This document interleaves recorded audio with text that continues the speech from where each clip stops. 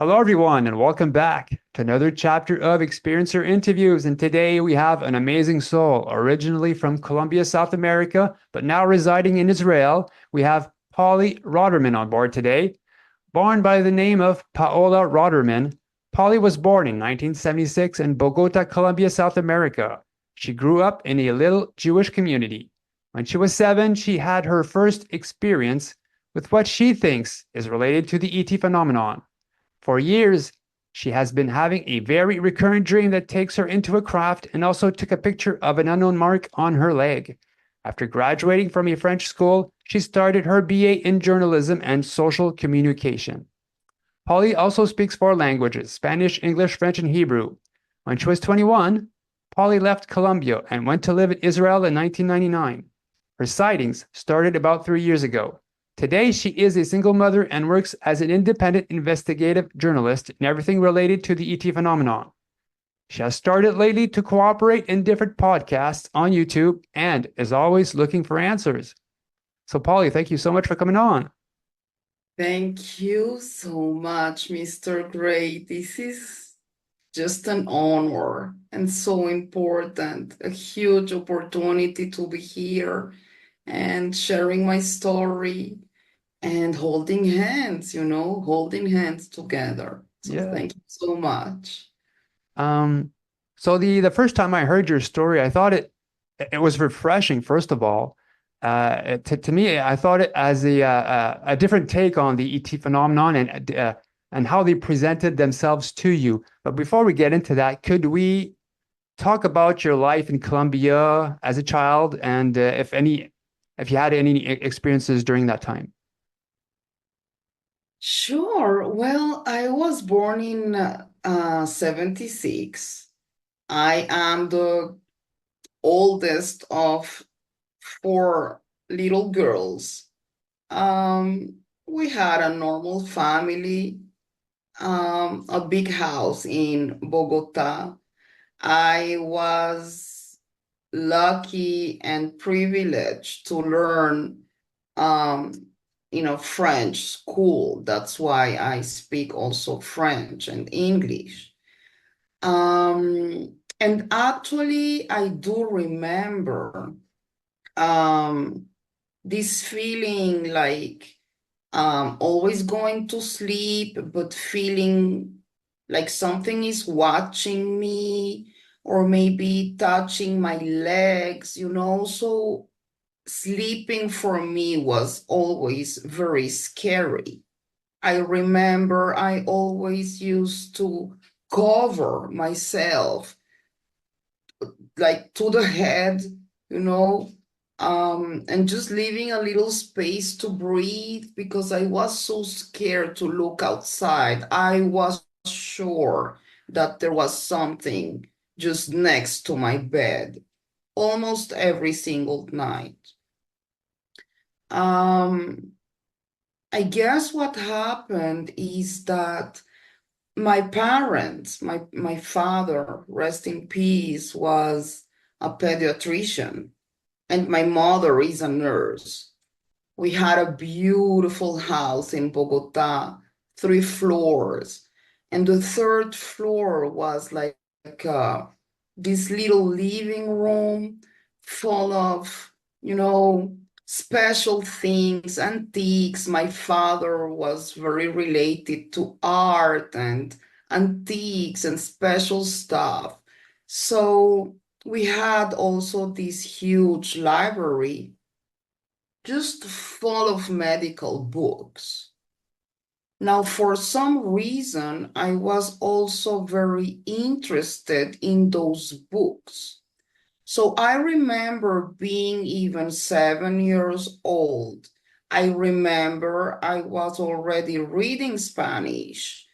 And I used to pick every day after school one of those books just to see, our heart and lungs and all our physiology in all those books, not understanding, of course, what was written because it was like medical language.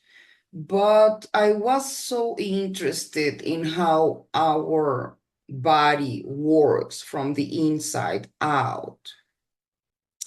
So there was this day that I picked as every day one of those books. But when I opened it, the first image was a triangle craft.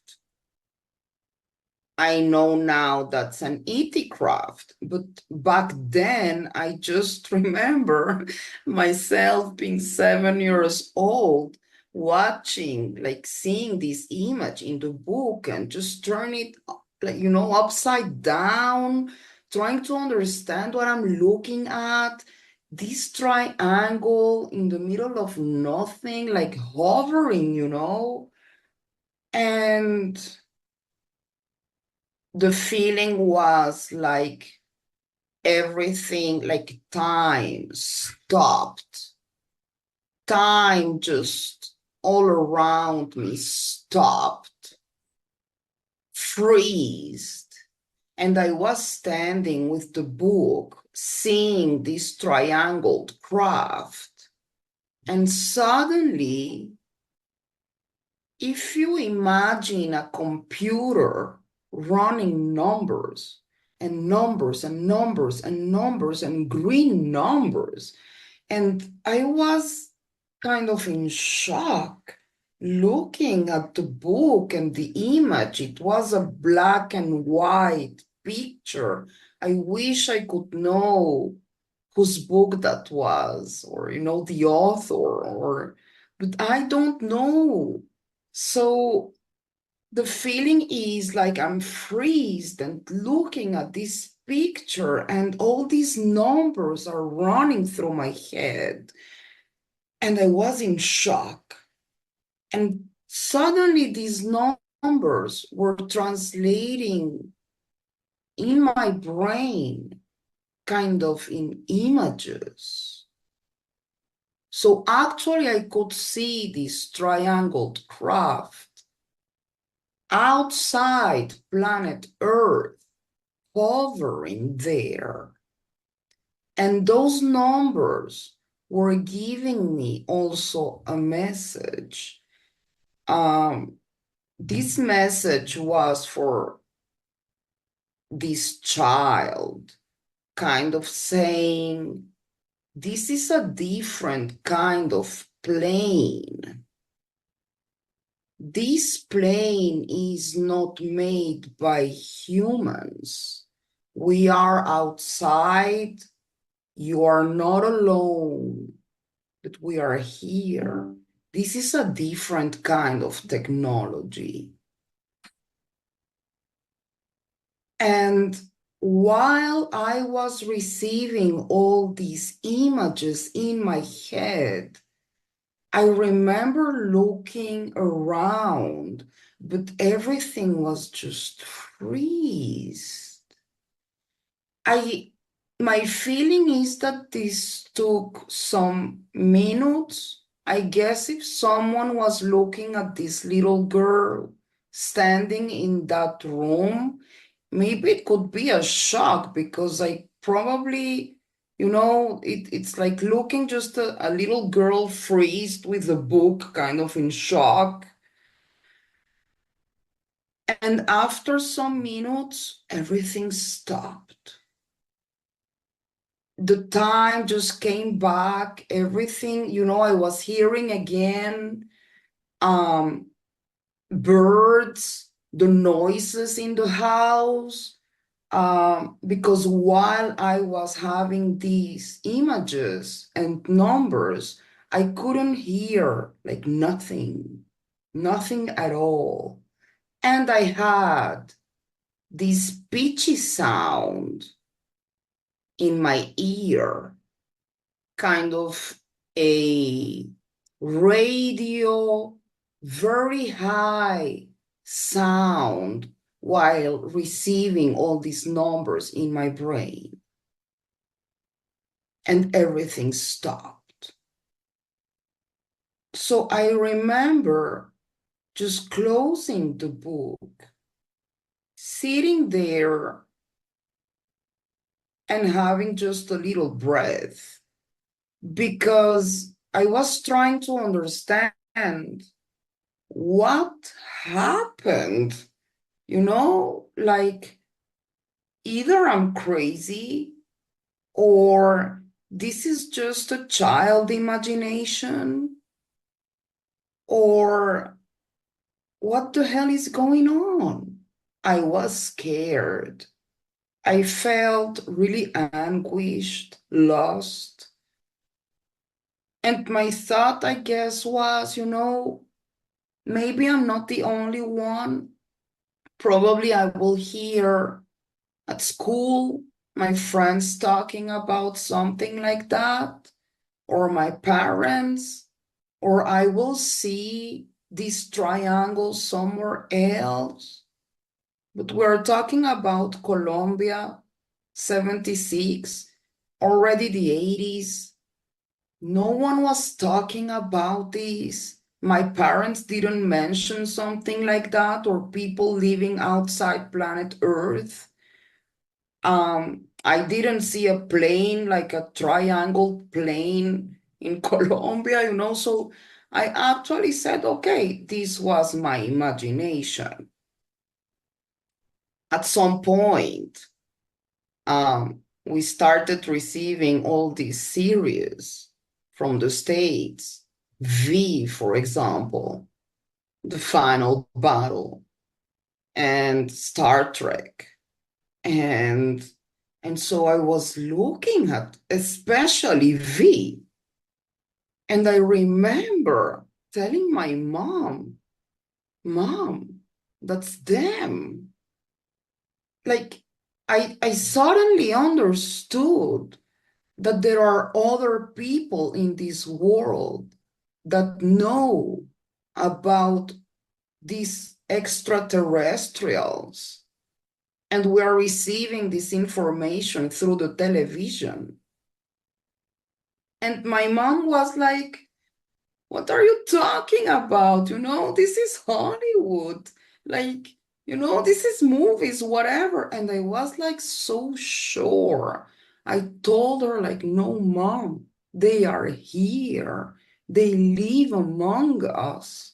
They have their own crafts and they come here. I talk to them.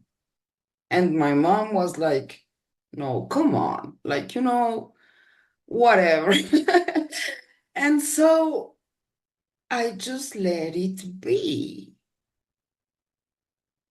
The whole point, I guess I can call that my awakening moment. Because from that point on, I could not leave this subject aside.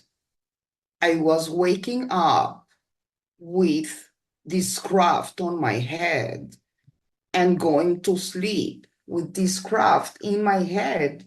And I started wondering, well, maybe this is what I'm feeling when I am sleeping.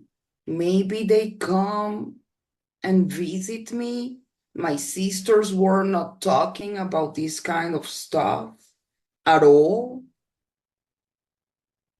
So I was kind of alone in this situation because I didn't really have no one to talk about this. And so I grew up being kind of a different child.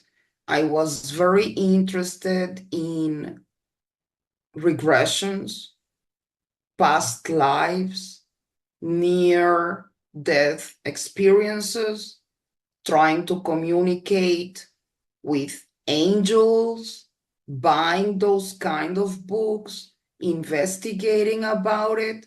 My sisters were not there at all. Not my mother, not my father. Like, I was like the black sheep. Like, no one talks about this stuff. At some point in 1999, I came to Israel. That was a huge decision for me. I finished school. I started my BA in social communication and journalism. And after I finished, I just decided that Colombia was not the place for me because of everything. It's tough living there, you have the guerrilla and kidnappings, and it's tough. And I said, well, Israel is the place. I was Jewish born. We all have always have seen Israel as our homeland.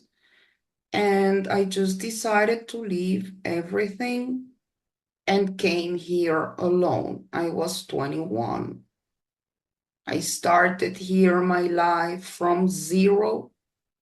I didn't know the language, which is, you need to prepare for a whole new culture, food, language, a language that is not even related to Latin.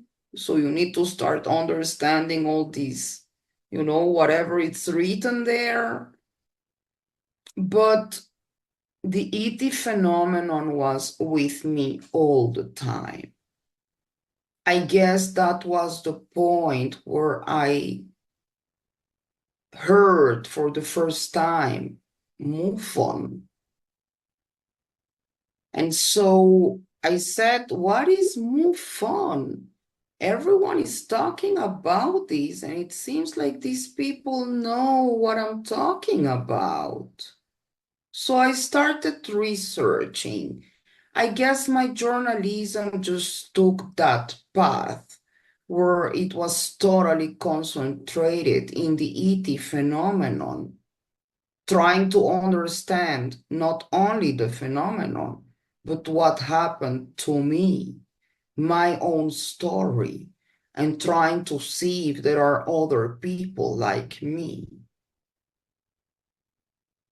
After that, I guess I just heard Bob Lazar talking. Now, I don't want to say, he's right, he's wrong. Everyone, can have his own opinion about him. But when I heard him talking about this reversed technology, Area 51, that we have these crafts, started investigating about Roswell and all the cases that we've been having all over the world, the Phoenix lights. Like I said, oh my God, it took me like 20 years, but I am not crazy, and I am not the only one. So that was the breaking point.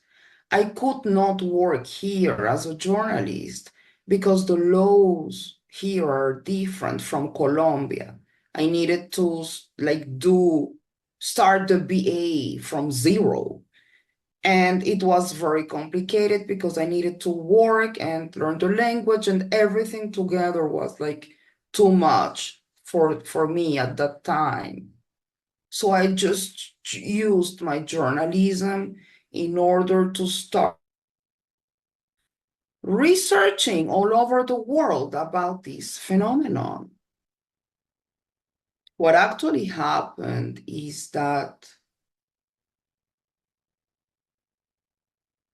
there was this time already here in Israel where I started having this dream.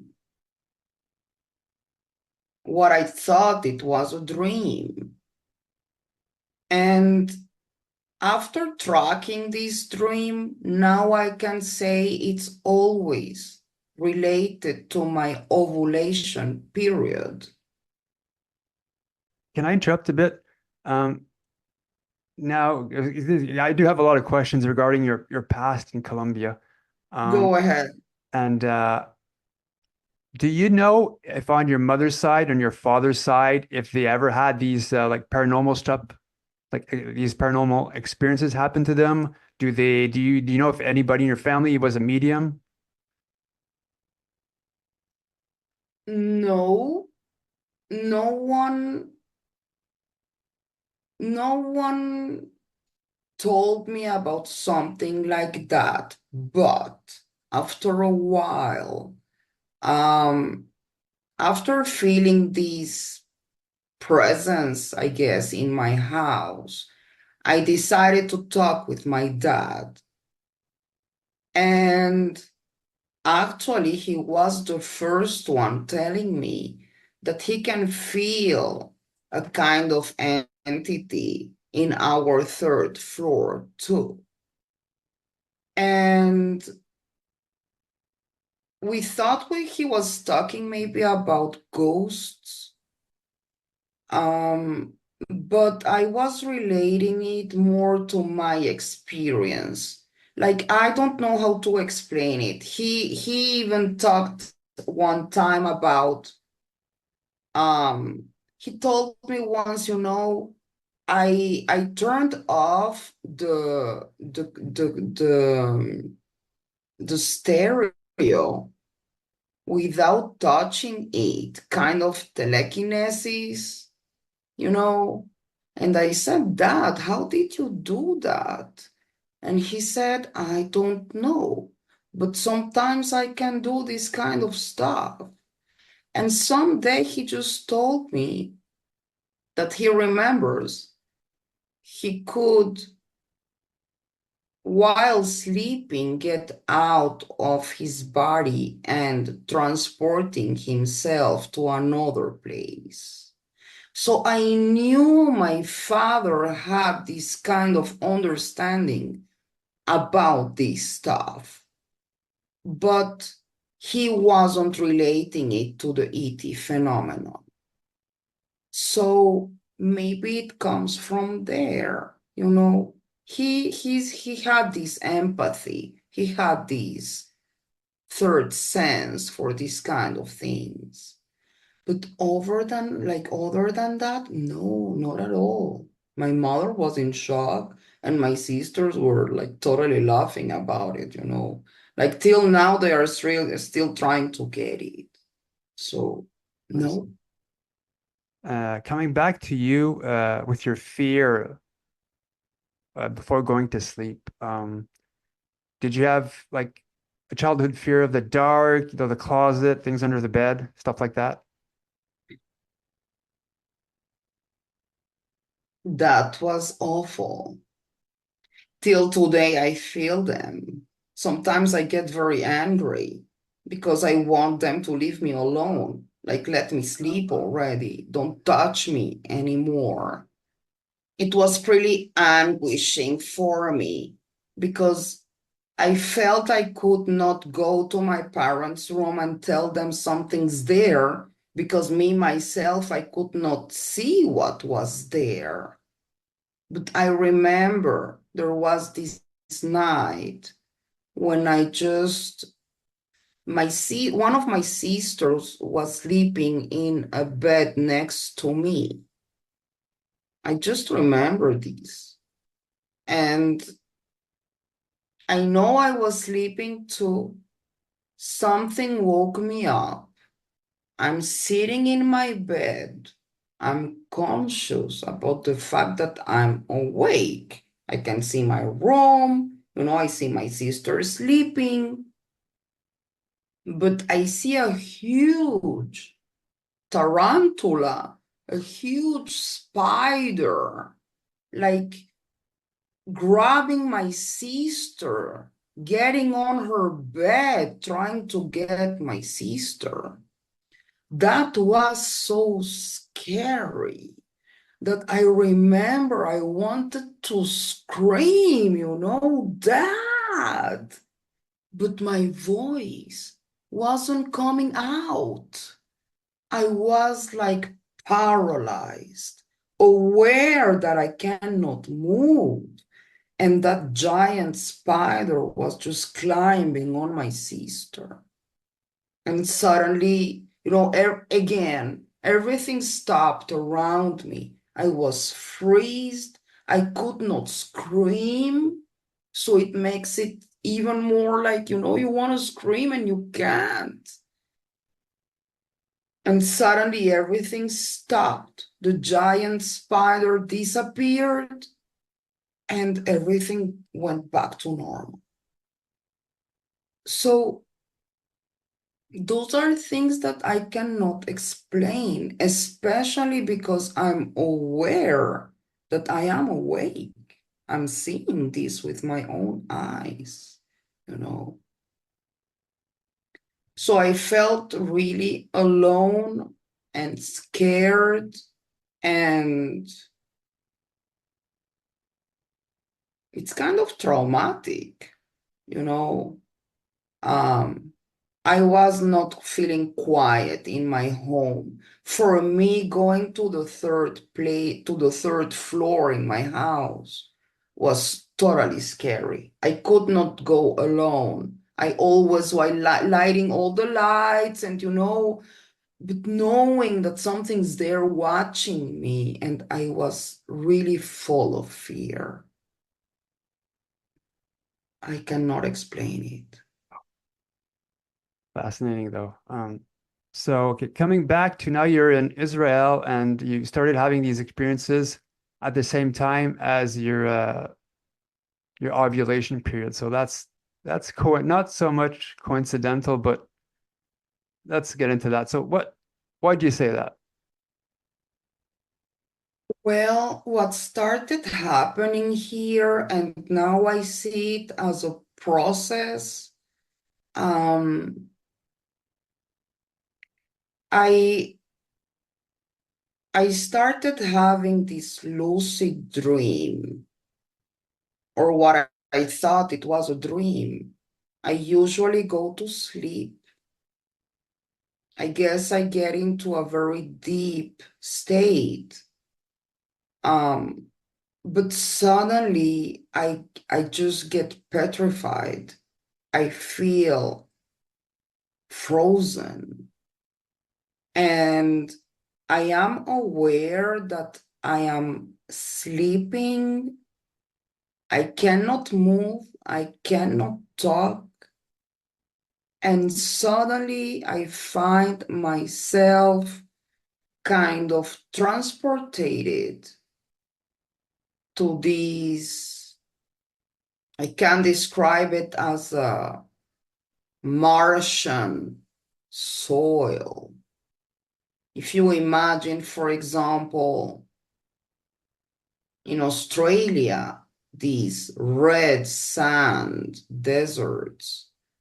Here in Israel, it looks very much like the Dead Sea area. You don't see trees there, just red sand, mountains, and rocks, very dry. And so I just appear from my bed. It's kind of, I'm transported to this Martian soil, and I don't see nothing but myself and this red sand and mountains and rocks. And I'm trying to understand, where am I? How did I get here? I remember, I know I don't recall feeling cold or hot. It's windy, and I am alone in a situation where I just don't understand, how did I get there and what exactly do I need to do here? But suddenly I see far away, coming towards me, a figure. It looks like a humanoid figure. I thought it was a grown-up person, which made me feel a little bit better, because I said, okay, oh my God, there is a human here. Now I can ask, where am I and what is going on? This figure approaches and approaches, and when he comes to a certain point that I can see this figure is a little child. We're talking about a 5 years old kid. And he comes so close suddenly. He's not really walking.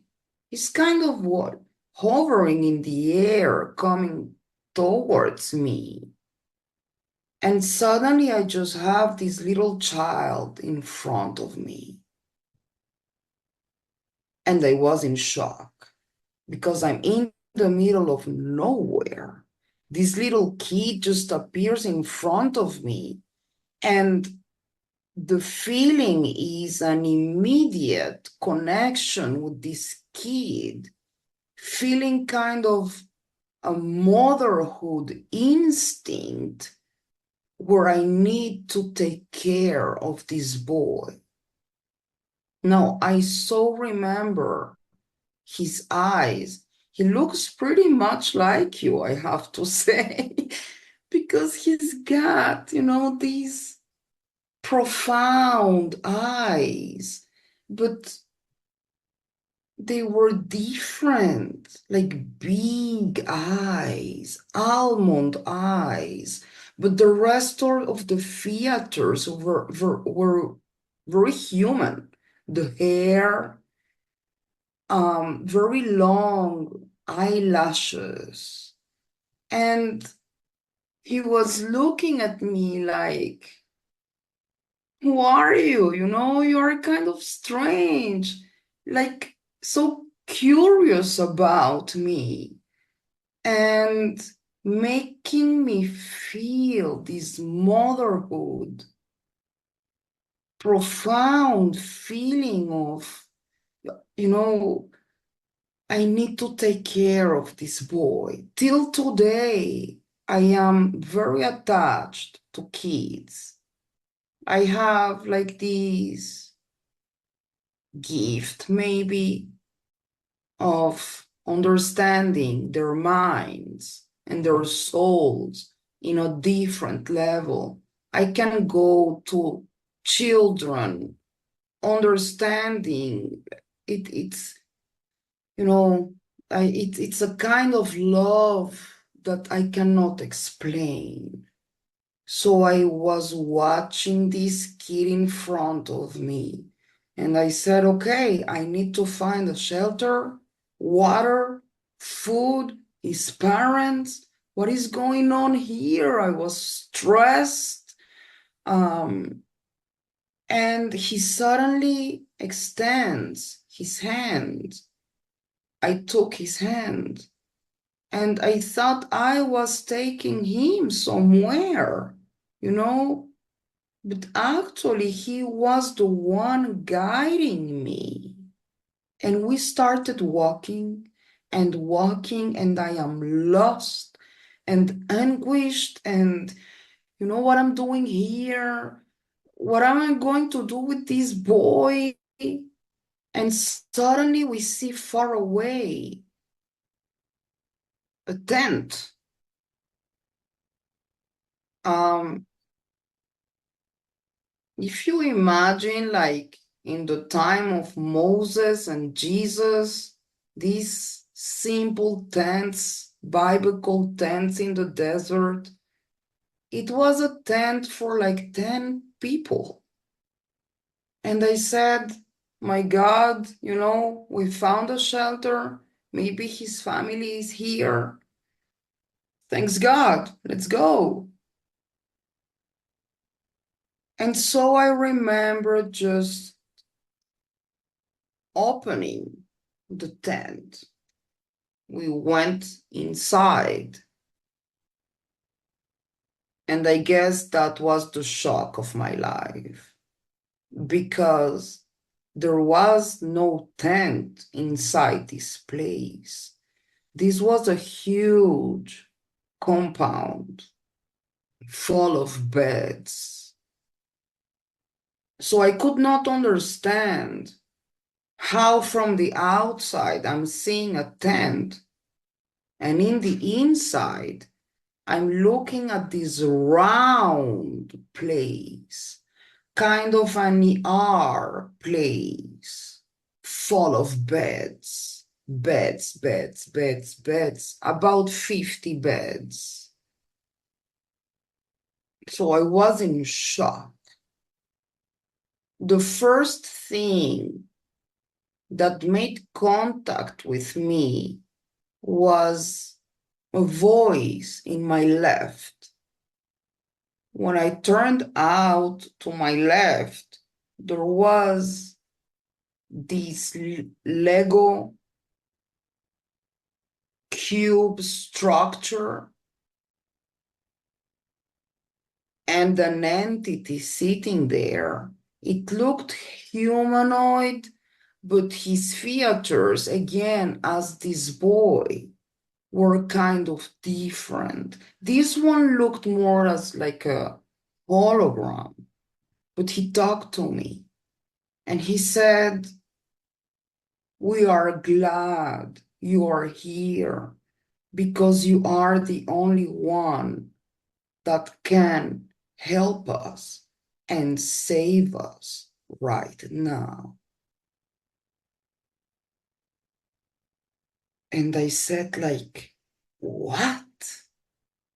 And at this moment, the little boy again extends his hand. And when he shows me the place again, it's like the lights were suddenly there. Now try to imagine an ER place with a very white light all over. I can see 2 floors. This is a totally round, huge compound. Like if you imagine a round craft, an E.T craft, but round. 2 floors. In the second floor, I could see windows, smoked windows all around. I could not see who's behind those windows.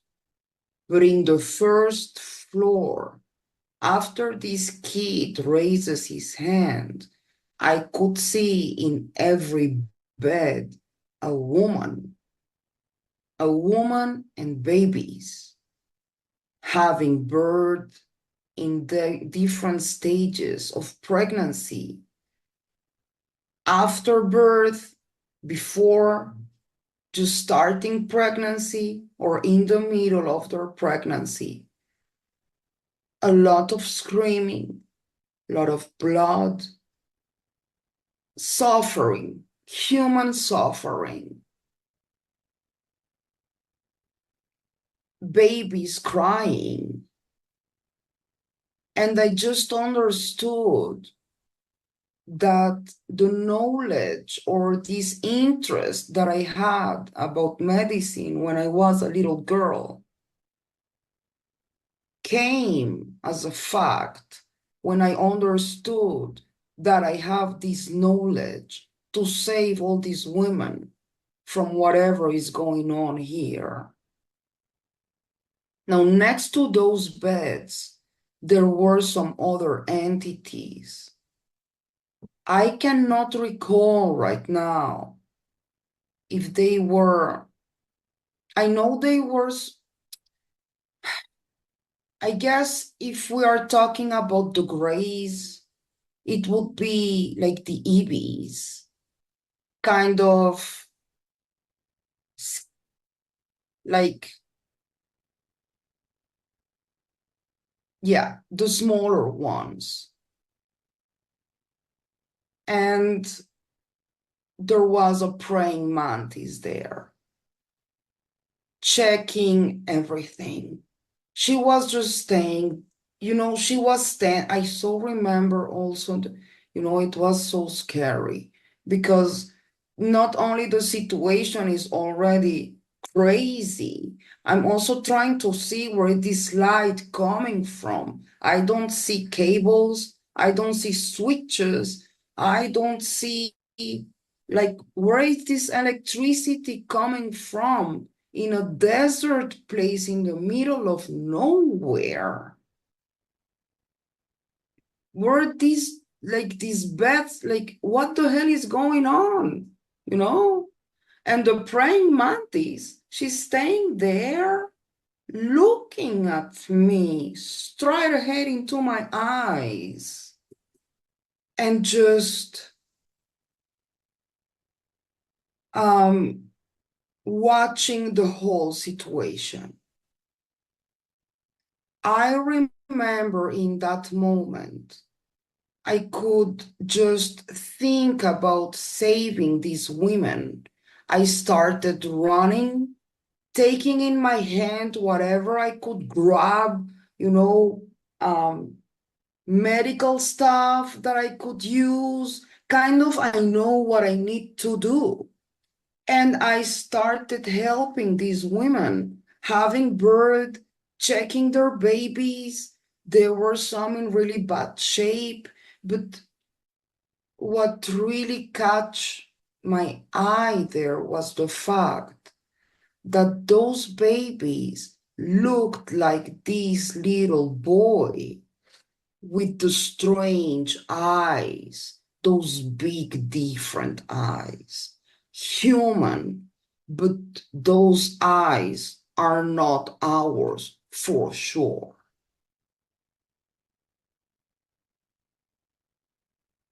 All this time, I am fully aware that I am sleeping.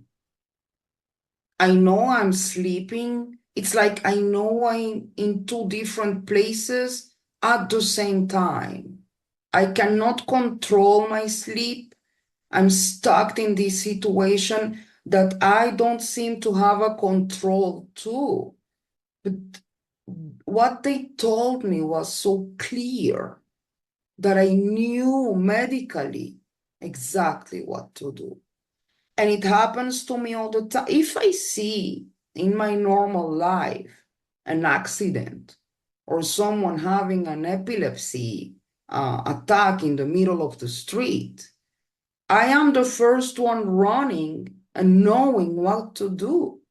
But I haven't studied medicine.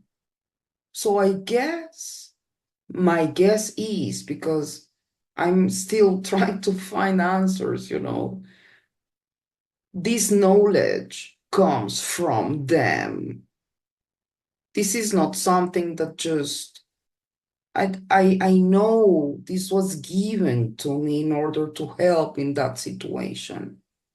Now, this dream happens about twice or three times a year. It's always related to my ovulation period. And that's why I think I am related to an hybridization program somehow. My boy was born also by IVF. And if you look at my boy, he looks like a tall white. He's got these huge blue eyes, blonde, these huge eyelashes, like this boy I saw in my dream. No, I don't want to say my boy is an hybrid or, I'm not, but everything is so connected to everything that for me right now, it's kind of proofs. That they are confirmations for me all the time. After I help these women in their beds, this just stops. Exactly as that time when I was 7 years old and everything stops suddenly. So when I come back to my body, sleeping, still feeling paralyzed, I always wake up totally wet, like someone took me right now from the shower, stressed. My heart is beating always so fast. I know I was there. I know I just had this experience. I don't know how I came back, or if they just brought me back, or what happened. But the feeling is like it's painful seeing all these women kind of suffering so much, not understanding what's going on really with those babies. I feel proud of myself because I know I did my best to help. I'm always praying that that I could do my best, that I could help. I really could help. And one of these times, I woke up so frustrated and in pain and stressed. I remember I made a coffee and went just to trying to think what happened here again when I suddenly saw this mark on my leg. And it was just a strange mark because it looks like if you look like to a cat paw or a dog paw, it looks like that. So I said, maybe, I have two cats. I said, maybe my cat slept over me and, but this thing was there for 24 hours. At, at first, like knowing something about allergies and everything, I said, maybe this is an allergy, but I was not having respiratory problems. I didn't have another mark in my body that day or something. And so actually in your page, I posted my mark. And there was this person, another contactee, that told me, have you seen Terry Lovelace's mark? And I said, no. Can you show it to me? And this person sent me the x-ray of Terry Lovelace's mark. And it looks exactly the same. It's like, it's so the same that, it's so weird that it's so the same. It took about 24 hours to disappear. I don't know what happened with my leg or why. Was it there? There was no I didn't see a surgery or kind of marks. Like I didn't feel hurt. It was just there, like this cat paw or something. It's the best way I can explain it. And since then, it has been like this. I say it's a process because it started by those numbers running through my head when I was a little girl, and then understanding that this phenomenon exists. And then I was having this dream. And so the more time goes by, more things happen that make me understand that I am part of this situation, whether I like it or not. I cannot fight these. This issue is with me 24/7. And well, again, I'm just trying to find answers and maybe other contactees that may have had the same experience, Can I ask you a question? Of course. Coming back to those women, these all seem to have blood on them. Now, that was that related to the birthing process, or was it related to something else? They were all in birth processes, in different stages of pregnancy. Some of them were just starting their pregnancy. Their ovaries were alive. Those babies were alive in their bellies, and some of them were already out. So I was checking the babies too.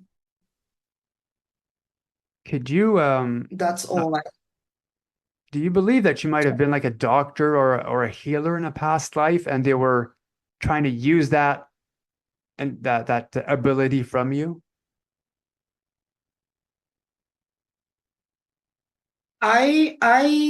That was one of my thoughts too. Maybe in a past life I was a doctor or a nurse, and I have this knowledge somehow.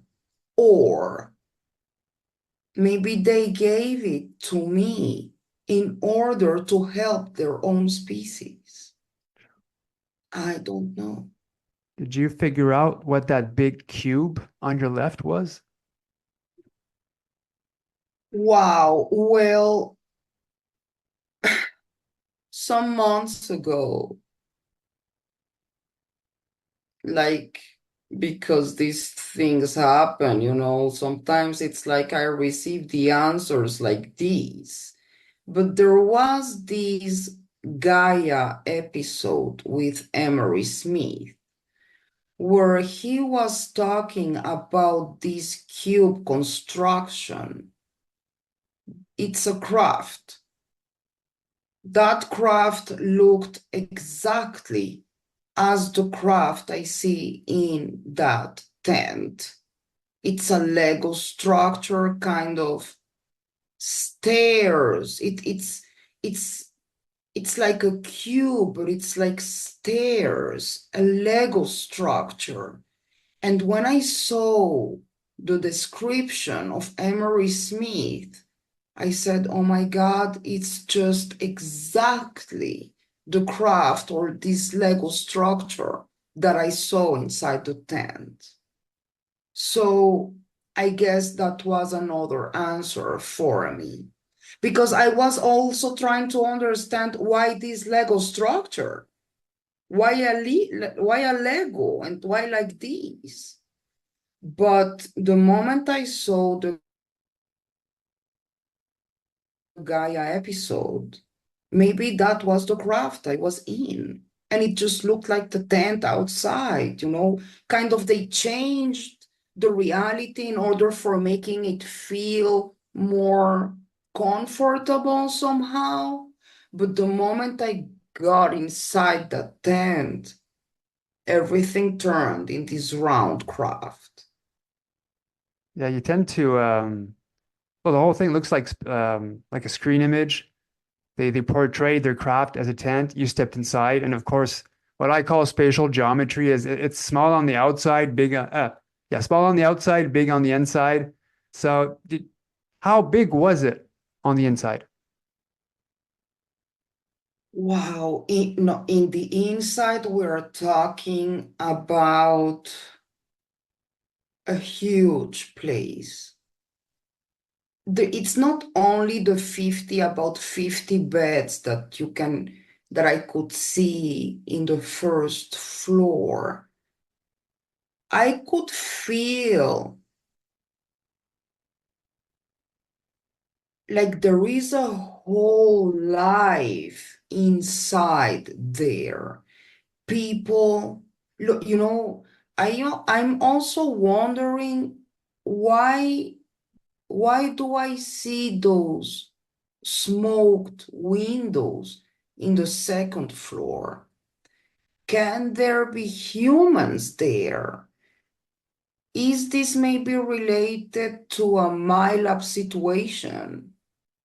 Um, just because I know I was almost recluded to our intelligence here in Israel. So we are talking about a huge compound, um,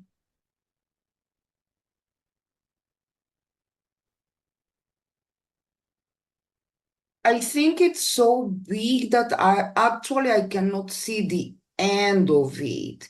It's like I'm just in a part of all this craft. You see, that's how big this feels. That's why this felt also so scary, because I could not understand how that tent transformed in that huge place full of light from nowhere, you know. Yeah, it's fascinating though. Oh. Did so the gray not the gray but the mantid never spoke to you at all? Not that I know. Not that I know. I don't recall it. I feel her eyes on me. Kind of, she's the boss. She's watching on me. She's looking what I'm doing. She's kind of checking if I'm doing my job as I should. That's my feeling. She's like the captain there. And the feeling is like the other entities there are very respectful to her. It's kind of another kind of um she's the boss. That's my conclusion. She's the boss. She's running this thing. Whatever is going on here, she's the boss and she's expecting from me to do my job as I should. Because of your contact with them, did you ever have problems with the government or the military, some type of harassment or spying?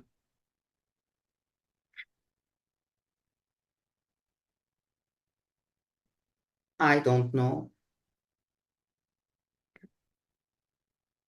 What I can tell is that after I came to Israel, I started having these headaches, which at first I thought were just migraines.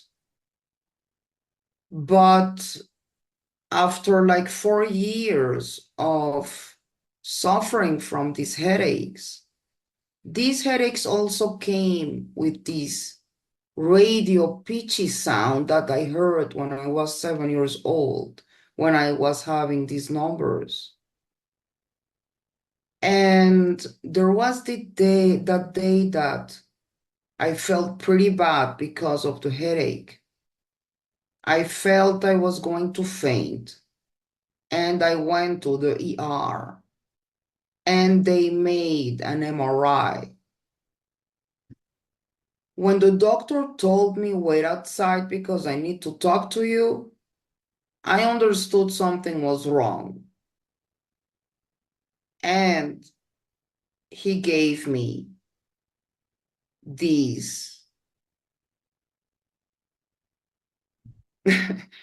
like, he just came and told me, listen, you have two cysts inside your brain. That is what's causing your headaches. One of them is a huge one, a tennis ball size. Now, if you see this side of my head is shaved, right? If you see here, everything here was opened in order to get to this cyst over here. The other one, which is the most interesting one, was in my pituitary gland, which is the one that is responsible for the functioning of all the hormones in our bodies. Again, related to my ovulation period. The pituitary gland, if you don't know, is just behind your nose, between your two eyes, behind the nose. And the only way to get there is through your nose. At first, they thought it was a tumor. And so when they tried to extract this tumor through my nose, this thing just exploded in the middle of the surgery. I'm having a brain surgery, and this thing exploded in the middle of the surgery. I almost died there because all my brain fluids were going outside through my nose.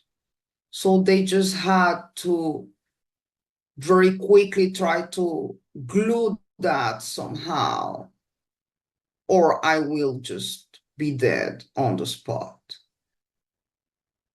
After the surgery, the doctor came to me and told me that that was not a tumor, that was a cyst. But inside that cyst, they found this little cube, kind of an implant, that they could not understand how the hell that was there. And the whole thing just exploded when they tried to take that out. So unfortunately, this little cube implant or whatever was there was taken from me, and I don't have it because it exploded. They don't have it, or they throw it, or if this government related, they took it. I don't have it. But that was the description. A little cube inside my brain. Go figure. A lot of people tend to Since just, then, okay. my headaches just disappeared. I have them from time to time, but it's not the same. And I still have this pitchy sound in my ears. So I don't know if I'm still tracked or if that was the way of tracking me. But that's why I don't talk about what happened with the intelligence here, because I don't know if I'm still tracked. But the implant was there. Yeah. Well, a lot of ET contactees tend to say that during the abduction event, they do get implants through the nose, so that could be your case. Yeah, exactly. Exactly. So there are too many coincidences here to be just a coincidence. Regarding your ovulation period and your tent event, let's say, do you know if you've had these sort of phantom pregnancies that could be linked? Well, it took me 2 years and a half to get pregnant. Um, my boy came to this world through a sperm donor. And for some reason, I wasn't being able to get pregnant in a natural way, let's say.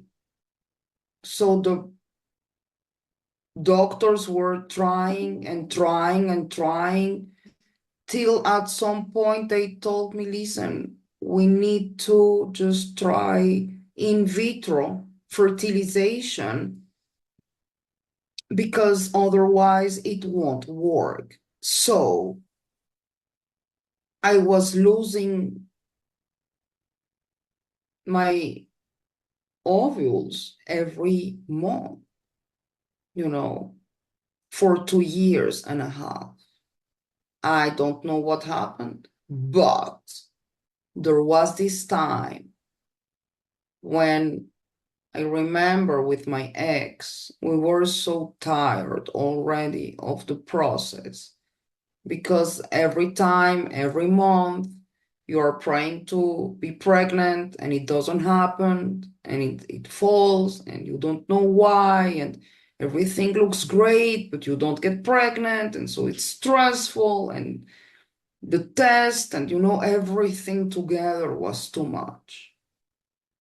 So we said, we're gonna try this time. And if it doesn't work, we will take just 6 months and try later. Okay. There was this night that we went to sleep, and it was just beautiful because I remember having this image of a black and white kind of television from the 70s or 60s where everything looked just black and white. So I could see the background was all black. And in the middle appeared this little baby in white. And he was like a heart, on and off, on and off, on and off. And suddenly this little baby told me, Mom, I'm here and I am a boy. And I just woke up. I remember sitting on my bed. I woke up my ex and I said, we are pregnant. He just told me. And he said, who's who? Who's he? Like, what are you talking about? And I said, we are pregnant and it's a boy. He just told me, I saw him. He's in my belly. We are pregnant. It's a boy. And he was like, come on, Polly. Come on. Stop it.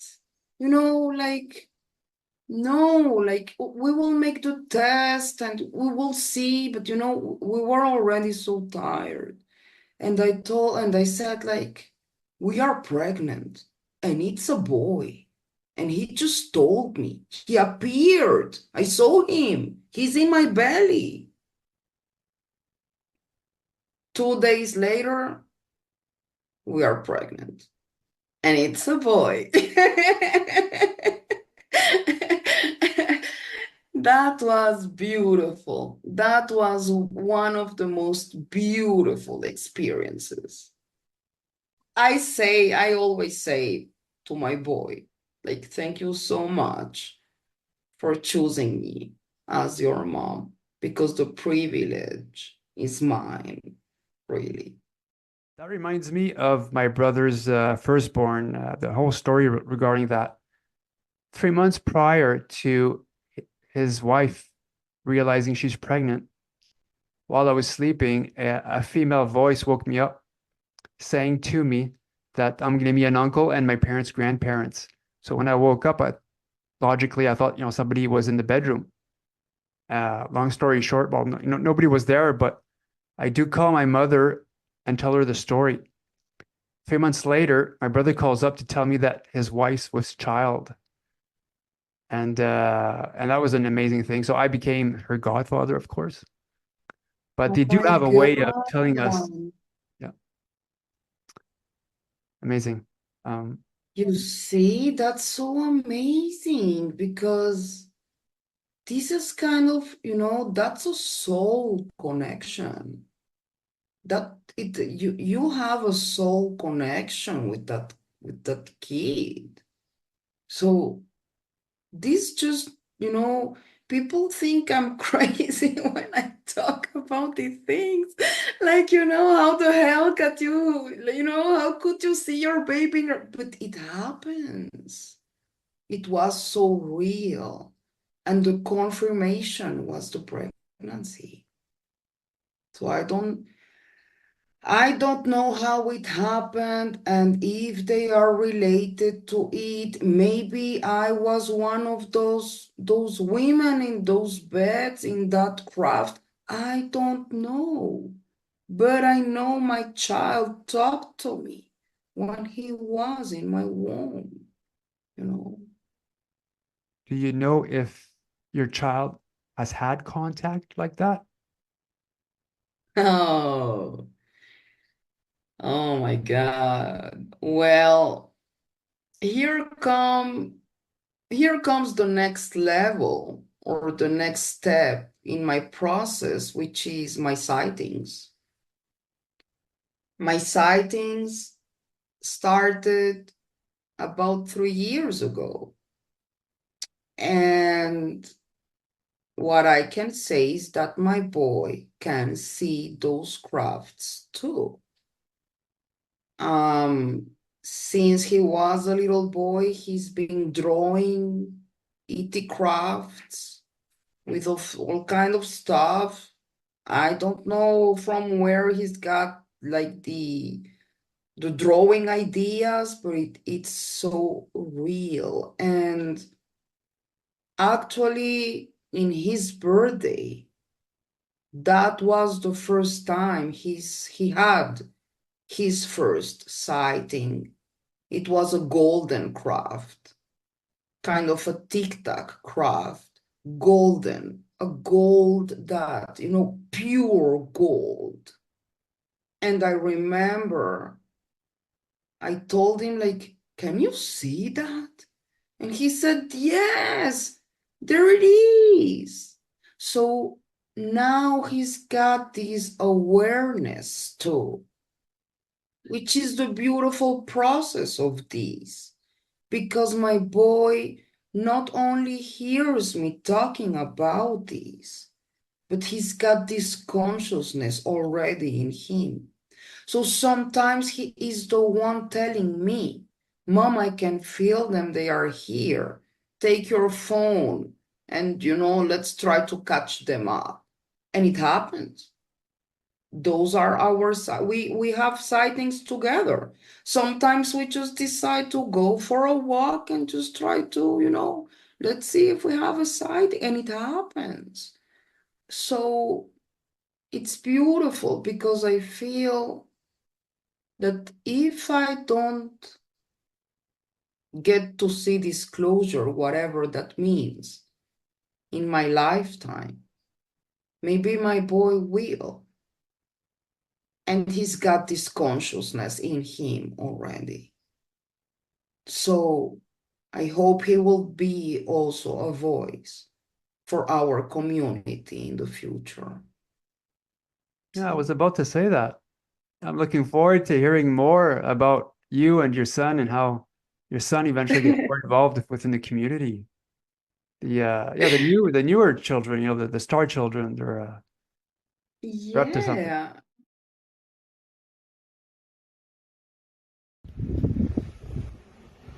Okay, guys, I'm looking at something here.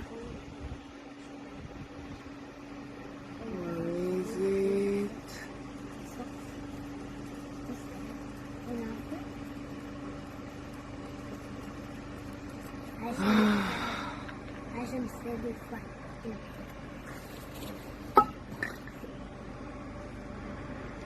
Where is it? Oh, there you go. Okay, it's flying from right to left. My camera is still right now.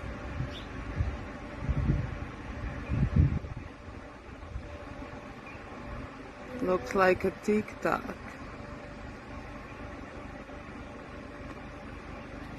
And I'm losing it.